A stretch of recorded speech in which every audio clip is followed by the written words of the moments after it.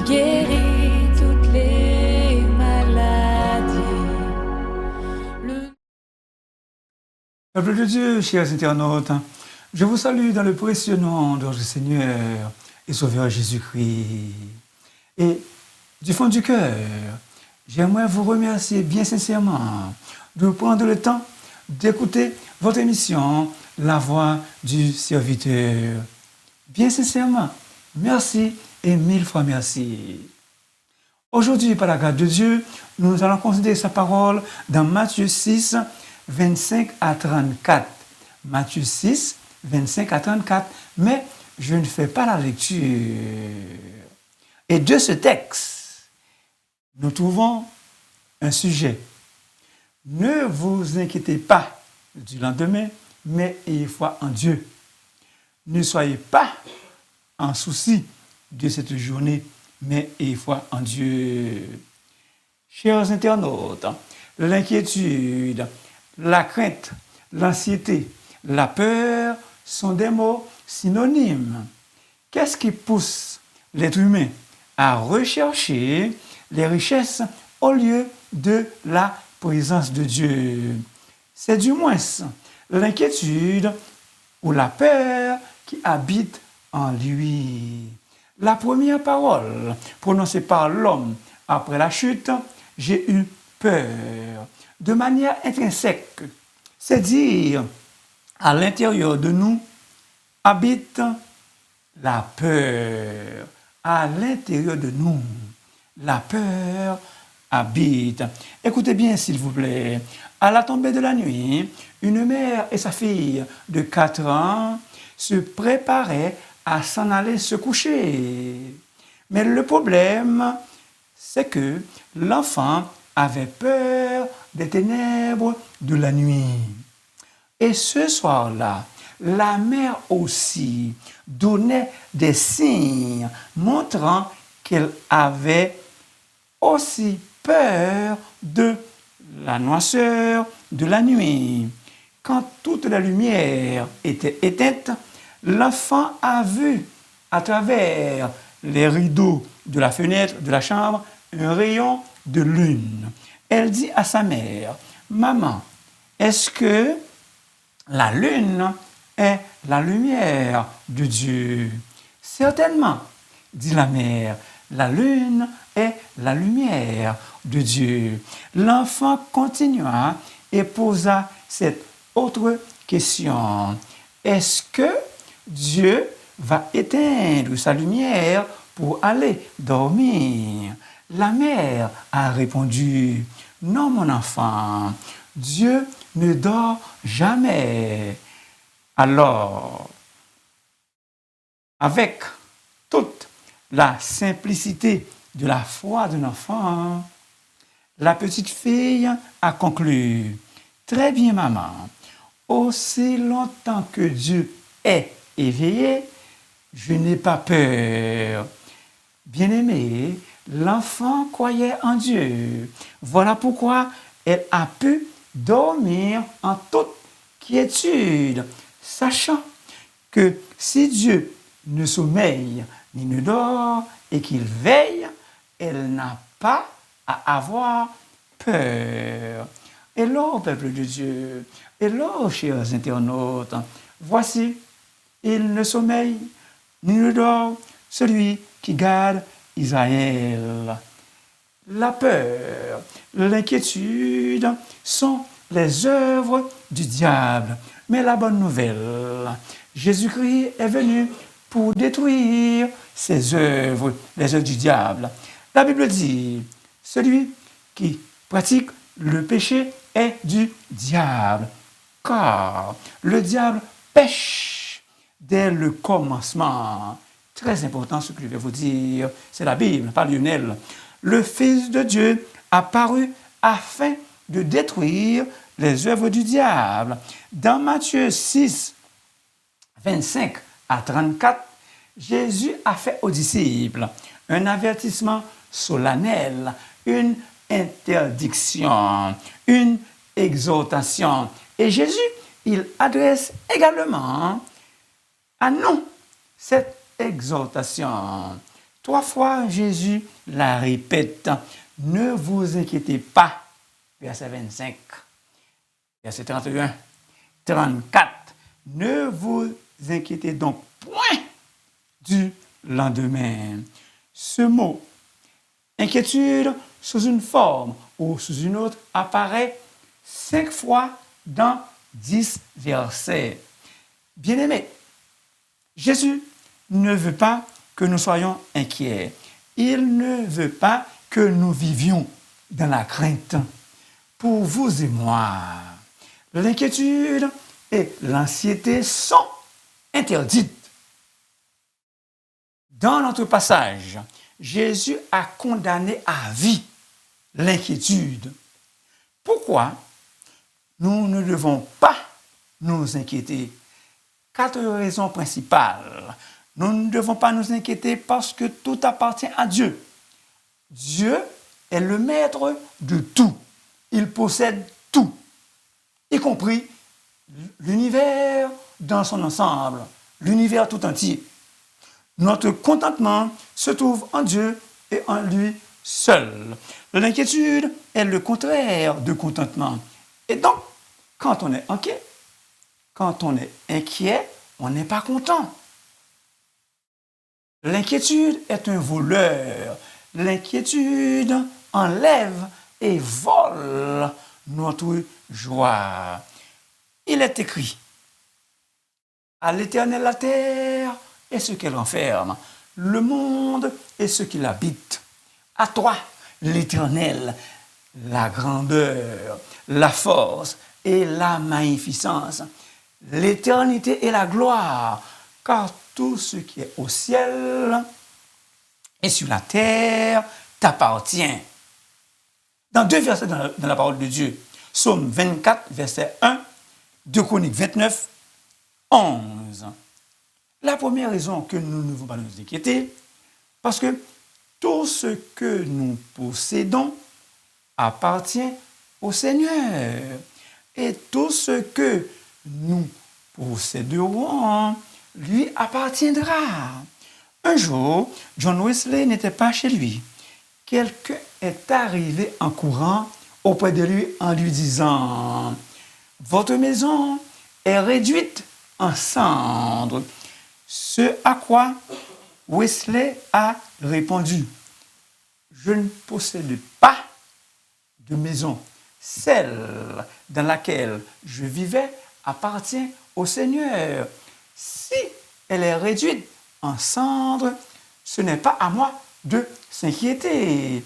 C'est une responsabilité de moins à s'inquiéter. Deuxième raison, nous ne devons pas nous inquiéter parce que Dieu contrôle tout et domine tout. Écoutez s'il vous plaît. C'est toi qui domines sur tout. C'est dans ta main que sont la force et la puissance. Et c'est ta main qui a le pouvoir d'agrandir et d'affermir toutes choses. 1 Chroniques 29, 12. Pour David, il ne s'agissait pas des paroles en l'air. Lorsque les chefs et les satrapes ont amené le roi Darius à ordonner que Daniel soit jeté dans la fosse au lion, c'est le roi qui était inquiet et non pas Daniel. Le roi, dans son palais, passa la nuit à jeun. Il ne fit point venir de concubine auprès de lui.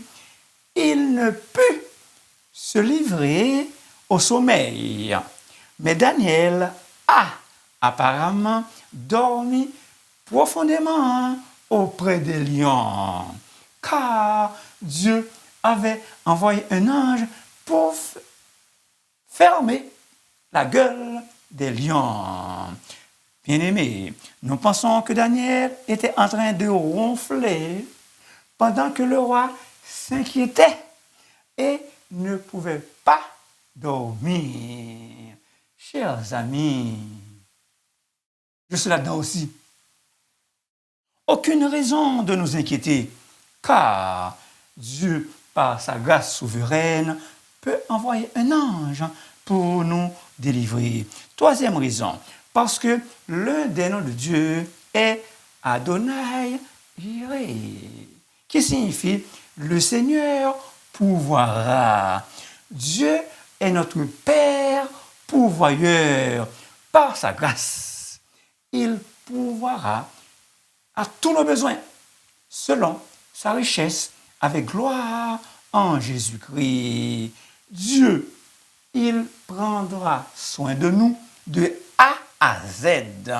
De la même manière qu'une nourrice prend un tendre soin de ses enfants, l'Éternel notre Dieu prendra aussi soin de nous. Donc, soyons sans alarme et sans crainte, sans frayeur, parce que Dieu se soucie profondément de nos besoins. Il prendra grand soin de nous. Quatrième raison, parce que Dieu peut faire pour nous au-delà de tout ce que nous demandons ou pensons. Résumons, aucune raison de s'inquiéter, parce que tout appartient à Dieu. Pensez à John Wesley. Deuxième raison, Dieu contrôle tout et domine tout. Pensez à Daniel dans la fosse au lion. Troisième raison, l'un des noms de Dieu est Yahvé Jireh. Il est notre Père pourvoyeur. Quatrième raison, Dieu peut faire pour vous et moi, bien-aimés, infiniment au-delà de tout ce que nous demandons ou pensons.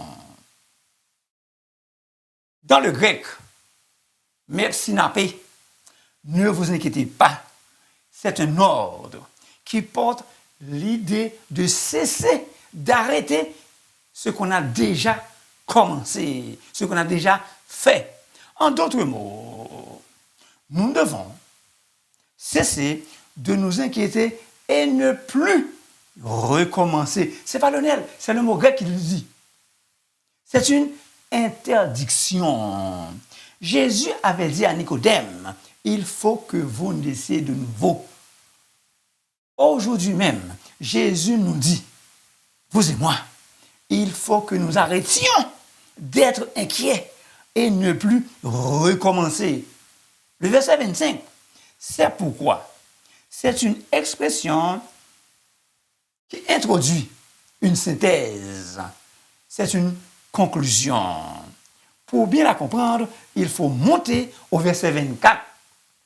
Nul ne peut servir deux maîtres, car ou il haïra l'un et aimera l'autre, ou il s'attachera à l'un et méprisera l'autre. Vous ne pouvez servir Dieu et maman. Maman est un mot araméen qui signifie richesse, l'argent, les biens matériels. Ici, ce mot est personnifié comme une divinité. Vous ne pouvez servir Dieu et maman. Bien-aimés, de deux choses l'une. Nul ne peut être en même temps au service de deux maîtres, car ou il détestera l'un et aimera l'autre, ou bien il sera dévoué au premier et méprisera le second. Jésus exige et mérite toute notre adoration. Pour mieux comprendre cette exigence, prenons l'exemple d'un esclave et un maître. Les hommes peuvent travailler pour deux maîtres, mais aucun esclave ne peut travailler pour deux maîtres en même temps, à la fois. L'esclave doit être au service d'un seul maître. Si Dieu nous a offert le cadeau le plus précieux, son propre Fils, Jésus, Dieu, il nous accordera sûrement, certainement, toutes les autres bénédictions, aussi bien matérielles spirituelle. Les pharisiens, dans leur poursuite des biens matériels, n'avaient jamais appris à vivre par la foi. Jésus leur dit, et à nous aussi, de ne pas s'inquiéter de ces choses, les choses matérielles, car la vie est plus importante que les choses matérielles. Pour prouver cela, Jésus a fait deux illustrations. La première, les oiseaux du ciel. Ils sont nourris par notre Père céleste. Et aux yeux de Dieu, dans la hiérarchie, dans la classification des êtres créés, nous avons beaucoup plus de valeur que les oiseaux. Ainsi, nous pouvons être sûrs que Dieu prendra soin de nous. Nous pouvons être libres de tout souci comme les oiseaux. Bien-aimés, ne nous laissons pas envahir par les soucis, mais soyez libérés des soucis comme les oiseaux. Ça, c'est le verset 27. À l'instar des oiseaux, nous devons nous dépendre de Dieu très fortement. À l'instar des oiseaux, vous et moi, nous devons nous dépendre de Dieu très fortement. Écoutez s'il vous plaît. Qui de vous, par ses inquiétudes, peut ajouter une coudée à la durée de sa vie? Le texte grec de ce verset peut se traduire par une seule heure à la durée de sa vie ou par une seule coudée à sa taille. Dans le contexte actuel, c'est préférable d'employer l'expression « ajouter une seule heure à la durée de sa vie ». Aujourd'hui, et vous le savez, les gens se préoccupent beaucoup plus de leur longue durée de vie que leur taille, a dit le docteur Thomas Hall. Personne, bien aimé, personne ne peut ajouter quelques minutes à la durée de sa vie. Alors, si nous ne pouvons pas prolonger notre existence, cela ne vaut pas la peine de s'inquiéter. Je me donne aussi ce conseil. Il faut prier au lieu de s'inquiéter. Je suis là-dedans aussi. Je suis un humain comme vous. Il faut prier au lieu de s'inquiéter. Ne vous inquiétez de rien. En toute chose, faites connaître vos besoins à Dieu par des prières et des supplications avec des actions de grâce. Et la paix de Dieu, qui surpasse toute intelligence, gardera vos cœurs et vos pensées en Jésus-Christ. Peuple de Dieu, celui qui met sa confiance en Dieu peut garder le cœur en paix, car il sait que Dieu pourvoit à ses vrais besoins. Celui qui met sa confiance en Dieu peut garder le cœur en paix, car il sait que Dieu pourvoit à ses véritables besoins. Des fois, nous sommes inquiets. Des fois, sans nécessité, nous sommes inquiets. Nous nous tracassons pour des choses qui n'arriveront jamais dans notre vie. Votre Père céleste. Le mot Père renferme tout ce dont votre besoin a manqué. Vous et moi, avons-nous un Père céleste? Oui ou non? Si oui, aucune raison de s'inquiéter. L'inquiétude détruit des vies. L'inquiétude tue les monde. Quand nous sommes inquiets, c'est pour mourir, non pas pour vivre. Écoutez bien ce qu'un médecin a dit. Docteur Charles Mayo a écrit: L'inquiétude affecte la circulation sanguine, les glandes et tout le système nerveux.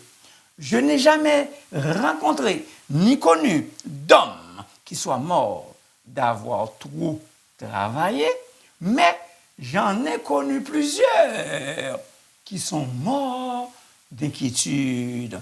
À cause de la longue durée de la vie, nous ne devons pas nous inquiéter pour rien au monde. C'est un médecin qui nous donne ce conseil.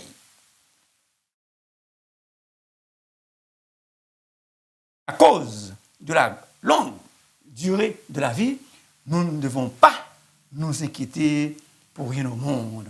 Peuple de Dieu, ne nous inquiétons pas pour l'argent dont nous avons besoin.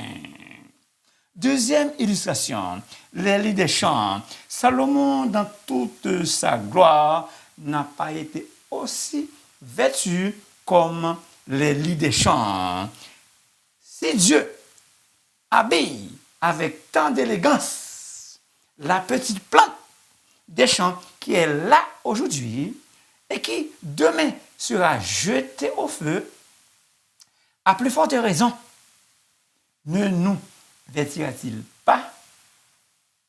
Dieu est capable de nous vêtir. Mais il y a un problème, gens de peu de foi. Notre confiance en Dieu est faible. La Bible dit, recommande ton sort à l'Éternel, mais en lui ta confiance, et il agira. S'inquiéter, c'est montrer qu'on a peu de foi dans ce que Dieu peut faire. C'est un manque de confiance dans les promesses de Dieu. Peu de foi. Avoir peu de foi, c'est aussi être découragé par les circonstances fâcheuses. Bien-aimés, les circonstances, celles-ci peuvent nous dominer, nous affaiblir et même détruire notre foi. Quelle que soit notre situation, continuons d'espérer, de nous réjouir et de croire, car toutes les circonstances de notre vie sont entre les mains de notre Dieu. Confie-toi en l'Éternel à perpétuité, car l'Éternel est le rocher des siècles. 3 fois le mot éternel. Selon ce message, ça veut donc dire il faut que nous nous arrêtions d'être inquiets et nous confier totalement en l'Éternel, notre Dieu. Le premier verset que j'avais appris à mon fils Simon à l'âge de 2 ans et demi, Marc 11, 22. Ayez foi en Dieu. Ayez foi en Dieu. Les apôtres dirent au Seigneur, augmente-nous la foi. Avez-vous déjà fait cette prière? Sinon, nous sommes encouragés à le faire. La foi est une relation confiante avec Dieu dans la prière. La foi est une relation confiante avec Dieu dans la prière. 2 mots à retenir dans le message. 1. L'inquiétude. 2. La foi ou la confiance. L'inquiétude est notre ennemi juré. Il faut la vaincre par la foi. La Bible dit, le juste vivra par sa foi. Notre Dieu est très généreux. À cause de sa grande générosité, il nous donnera tout ce dont nous avons besoin. Il est fidèle. Notre Père céleste sait tout. Il est omniscient. L'inquiétude est peine perdue, parfaitement vaine et inutile. L'inquiétude est parfaitement vaine inutile. Elle n'améliore en rien notre situation. Elle peut épuiser complètement notre énergie au point que nous devenions paralysés et incapables d'agir. Être inquiet, cela ne vaut rien. Ça vaut zéro barré. Dans cette péricope, Jésus condamne avec rigueur l'inquiétude, mais non l'économie raisonnable. Jésus ne condamne pas la prévoyance. Il faut prévoir et planifier. Jésus ne condamne pas le travail, mais à certain âge, dans certains pays, à 65 ans, on peut prendre la retraite. Bon, ça, on se calme avec ça. Cherchez premièrement le royaume et la justice de Dieu, et toutes ces choses vous seront données par-dessus. Des bénédictions. Lorsque nous nous occupons chaque jour des choses que Dieu nous a confiées, il s'occupe de nos besoins de chaque jour. Dieu nous a offert son royaume. Jésus rassurera ses disciples et nous aussi. Écoutez le verset. Sois sans crainte, Jésus qui parle. Sois sans crainte, petit ou pauvre, car Dieu a trouvé bon de vous donner le royaume. Notre première préoccupation, notre priorité par excellence doit être servir et louer, adorer Dieu. Et dans sa bonne grâce, il nous bénira. La foi est la racine de toutes les bénédictions. Crois au Seigneur Jésus et tu seras sauvé, toi et ta famille. Bénédiction spirituelle. Mon cher ami, s'il te plaît, repens-toi. Que servira-t-il à un homme de gagner tout l'univers s'il perd son âme? Choisis aujourd'hui qui tu veux servir. Je t'en supplie, mon cher ami, de faire un choix intelligent. Choisis Jésus pour que tu sois sauvé. Choisis Jésus pour être sauvé. Verset 34. Vivre un jour à la fois. Dieu nous donne sa grâce un jour à la fois. Chaque jour suffit sa peine. La peine de cette journée, c'est assez. Bien-aimés, s'il vous plaît, ne soyez pas en souci de cette journée, mais plutôt ayez foi en Dieu. Un verset que vous connaissez. Ne crains rien, car je suis avec toi. Ne promène pas des regards inquiets, car je suis ton Dieu. Je te fortifie. Je viens à ton secours. Je te soutiens de ma droite triomphante. Merci encore de m'avoir écouté. N'oubliez pas de vous abonner, de liker et de partager votre émission à d'autres. Est-ce que quelqu'un m'entend? Est-ce que quelqu'un m'entend? La voix du serviteur est votre ministère et votre émission. En fait, en partageant l'émission à d'autres, vous exercez le ministère d'évangélisation. Nous comptons sur vous, sur votre aide, s'il vous plaît, pour que cette œuvre aille de l'avant, pour que cette œuvre aille de l'avant. Merci et mille fois encore de prendre le temps d'écouter la voix du serviteur. Que Dieu vous bénisse richement et abondamment.